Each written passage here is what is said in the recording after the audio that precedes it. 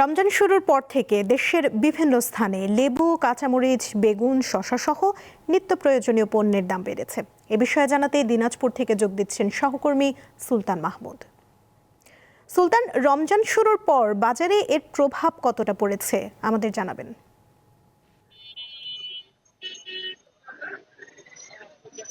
সুমনা, আপনি জানেন আজকে চতুর্থ দিনের মতো রমজান চলছে। আমরা আজকে দিনাজপুরের বাহাদুর বাজারের আমরা বেশ কয়েকটি দোকান ঘুরে দেখেছি যে গত পহেলা রমজানের তুলনায় আজকে যদি আপনাকে একটু বলি, কলা, শসা, লেবু এবং বেগুনের যে ঊর্ধ্বমুখী দামটা ছিল সেটি কিন্তু আস্তে আস্তে কমতে শুরু করেছে বলে ক্রেতা এবং বিক্রেতারা আমাকে জানিয়েছেন।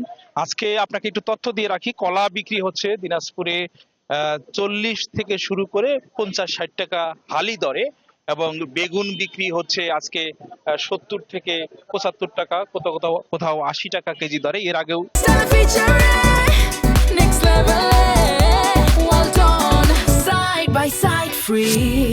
বেশি ছিল।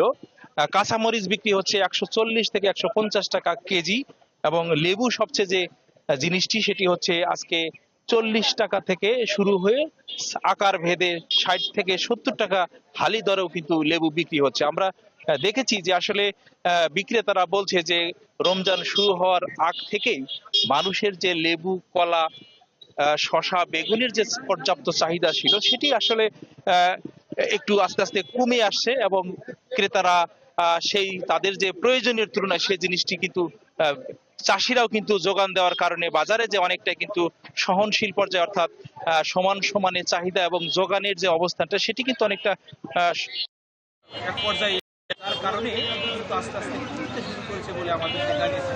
এছাড়াও আপনাকে জানিয়ে রাখি যে ছোলা বুট যে রয়েছে সেটি কিন্তু 90 টাকা কেজি দরে বিক্রি হচ্ছে, এবং চিনি 100 টাকা, এবং সোয়াবিন যে তেল, খোলা তেলটি 200 টাকা, এবং বোতলজাত যে 195 টাকা কেজি বোতল বিক্রি হচ্ছে। যার কারণে এখানকার লোকেরা বলছে যে যেহেতু রমজান মাসের এই যে সবজি, বিশেষ করে যে আলুর যে দাম দেখেছি আমরা অনেকটাই কিন্তু কম রয়েছে, পাশাপাশি শীতকালীন সবজি বাজারে এখন পর্যন্ত যথেষ্ট থাকার কারণে কিন্তু সহনশীল পর্যায়ে রয়েছে।